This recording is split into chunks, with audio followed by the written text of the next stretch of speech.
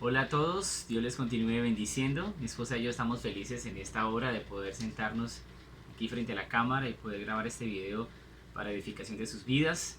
El video anterior acerca del panorama general que estamos estudiando del Evangelio según Juan.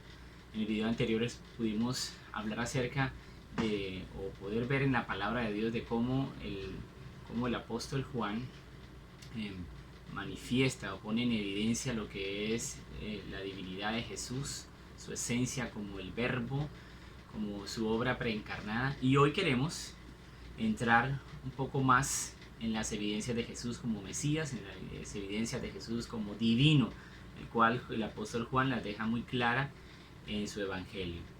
Y pues para eso mi esposa nos va a saludar y nos va a compartir el inicio de esta parte. Buen día, bendiciones. En este segundo día devocional sobre el libro de Juan, queremos recordarle que de los tópicos que tenemos de este libro especial del Evangelio de Juan, él nos muestra durante todo el libro 8 señales de que Jesús es el Mesías, porque ellos están como testigos fieles, visuales y de oído y de experiencia que tuvieron con el Mesías para testificar de que Él es el Mesías. Juan enfoca 8 señales y hoy vamos a hablar 2 de ellas. La primera de ellas es que en el capítulo 2 del versículo del 1 al 10, Juan relata cómo Jesús convierte el agua en vino. Yo creo que esta señal muchos de nosotros la conocemos porque fue la primera señal con la que Jesús se mostró hacia las demás personas quienes lo seguían, que eran sus discípulos y también sus familias y las personas que le conocían. En ese contexto, Jesús convierte el agua en vino. Ya todos sabemos cómo fue el contexto de la fiesta, que se acabó el vino y pues su madre le dice se ha acabado el vino y él se manifiesta con este milagro, el primer milagro de Jesús. Lo que queremos tener ahí en cuenta es que esta señal identificaba que él era el Mesías, porque en lo que es en Jeremías 31:12 y en Oseas 14:7 se había hablado que uno de los contextos que estaría en el ambiente o del contexto histórico, del contexto circunstancial de la época, era que iba a abundar el grano, el vino y el aceite de oliva. Jesús hace este milagro para mostrarse como el Mesías, porque aunque no era necesario que lo hiciera por medio de un milagro, sí era necesario que cada una de las características que a él le rodeaban mostraran que él era el Mesías. O sea que él con esto estaba cumpliendo la Una profecía de que de hecho la profecía decía que el Mesías haría estas cosas, que abundaría el vino. Que abundaría el vino. Y lo interesante de esto es que si ustedes se van al versículo 11, dice, esta señal milagrosa en Caná de Galilea marcó la primera vez que Jesús reveló su gloria y sus discípulos creyeron en él. Recuerden que ayer cuando estábamos hablando en el devocional, hablábamos que los primeros discípulos cuando empezaron a seguirle no eran que le siguieran porque ya estaban convencidos o porque ya eran sus discípulos, sino porque ellos estaban examinando ese testimonio que Juan el Bautista había dicho de Jesús, que era el Cordero de Dios que quita el pecado del mundo y que él era el Mesías. Estaban verificando si realmente en Jesús se cumplían esas señales. Estaban verificando. Y precisamente eso es lo que pasa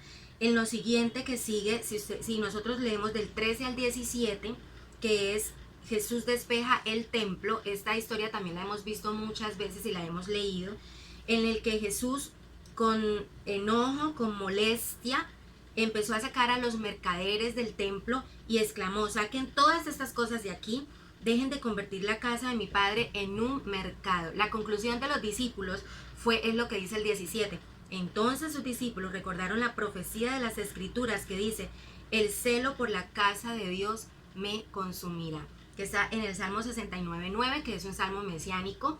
Y este salmo indica cómo el Hijo de Dios, el Mesías, iba a tener celo por la casa de Dios. Recordemos, amigos y hermanos, que lo que estamos viendo en el libro de Juan son los tópicos de cómo él muestra y testifica de que Jesús sí era el Mesías. Es Dios. Y es Dios. Creo que también es pertinente, mi amor, leer el versículo 11, que lo tienes ahí, que es muy importante acerca de lo que pasó debido a las señales. Sí, ese es el de las bodas de Caná, para que lo tengan en cuenta. El 11 sobre la señal milagrosa de que empezaron los discípulos a creer, y el 17, para que ustedes lo tengan en cuenta, que los discípulos recordaron lo que las escrituras habían dicho frente al celo por la casa de Dios me consumirá. Ellos con esto estaban recordando. El Espíritu Santo, imagino yo que era el que le traía a memoria todo esto, para dar fe de que él sí era el Mesías. Y dice Juan, y sus discípulos creyeron en él. Amén. Entonces iban creyendo debido a la profecía, debido al cumplimiento de la profecía. Algo importante es que en el capítulo 3, versículo 1 al 21, encontramos a Jesús enseñando a Nicodemo, un personaje muy popular en Israel en aquel entonces. Él era un maestro de Israel. De hecho, Jesús en el capítulo 3, versículo 10, dice: ¿eres tú maestro de Israel y no sabes esto? Como reprochando a Nicodemo. Esto muestra, cuando dice el maestro de Israel, significa que él era uno de los 3 principales en todo Israel que enseñaba la palabra al pueblo. Algo así como el papa de la religión judía en aquel entonces. Y Jesús le da una enseñanza tremenda a este hombre, le explica lo que es el nuevo nacimiento. Y es algo extraordinario porque este es uno de los pasajes más enriquecedores frente al nuevo nacimiento, pero también frente se generan polémicas. Jesús deja claro aquí a Nicodemo y a todo el lector que el nuevo nacimiento no es algo en lo que el hombre pueda involucrarse, no es algo en lo que uno puede participar. Nacer de nuevo es un acto que ocurre de arriba, es nacido del cielo, anafén, nacido de arriba, engendrado del cielo. Es algo que Dios hace, en lo cual el hombre no tiene participación. Y eso es algo muy hermoso porque pues vemos a Jesús mostrando su divinidad en términos de su omnisciencia, que todo lo sabe. La mujer samaritana es otro ejemplo muy importante que encontramos en el capítulo 4, versículo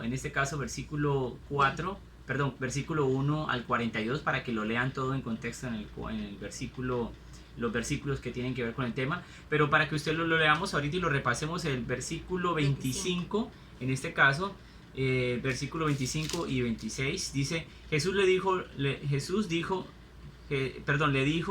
a la mujer: sé que ha de venir el Mesías, llamado el Cristo. Cuando Él venga, nos declarará todas estas cosas. Jesús le dijo: yo soy el que habla contigo.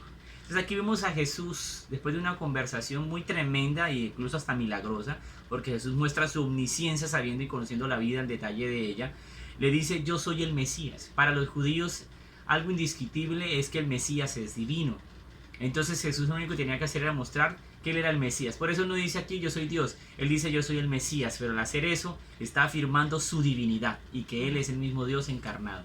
Entonces aquí vemos que se afirma su divinidad, y esta mujer cree porque en Él se cumple la profecía. Y la segunda señal, que dijimos que íbamos a hablar de 2 señales, es que Jesús sana al hijo de un hombre noble. Lo encuentran también en este caso, en el capítulo 4, versículo 43. Sí. Entonces sana al hijo de un hombre noble. Jesús usa el milagro para mostrar su divinidad.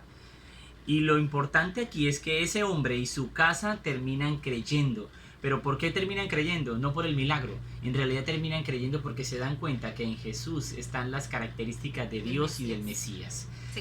Se cumple toda la profecía en Jesús. Jesús es Dios. Jesús es el Hijo de Dios. Es el Mesías. Es Dios hecho carne.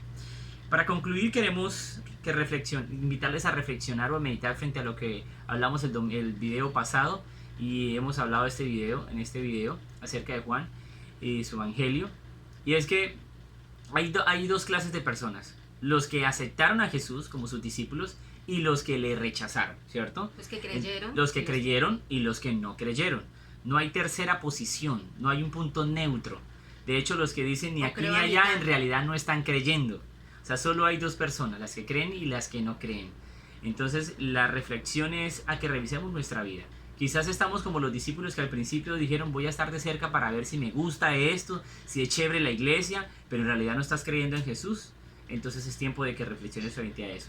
O si de pronto eres de los que has rechazado abiertamente a Jesús, debes empezar a creer en Jesús, porque solo en Él hay salvación. Solo en Él hay salvación. Y Jesús es Dios, es el Hijo de Dios, es el Mesías, es Dios encarnado.